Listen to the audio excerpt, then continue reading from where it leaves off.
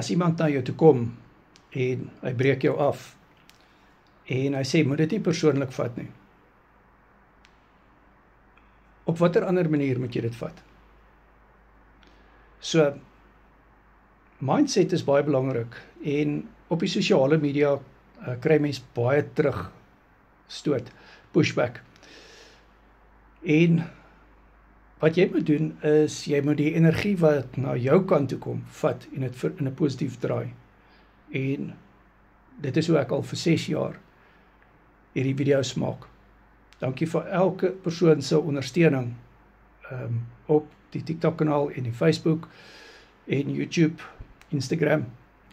Groot waardering. Dankie vir elke kommentaar, positiewe kommentaar en negatiewe kommentaar. En dankie ook vir elke boelie.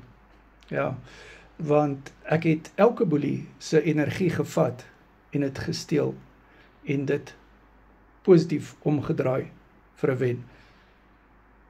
WhatsApp my, Carnivore Keto Coaching. Ons doen die Mindset 34 Bootcamp volgende donderdag 10 uur. Op hierdie Mindset Bootcamps praat ons oor gemoedstoestand, angstigheid, depressie. En ons het nou in Mindset 34, die eerste opname gisteraand 6 uur, lekker daaroor gepraat. En dis 'n veilige omgewing waar jy met coachingvriende kan praat. Mense soos Denise, wat al amper 4 jaar op Carnivore is. Mense soos Lillian, wat ook al 'n jaar en 'n half op die Carnivore dieet is. Mense soos Willem en Brenda, wat ook al 'n jaar op die Carnivore dieet is.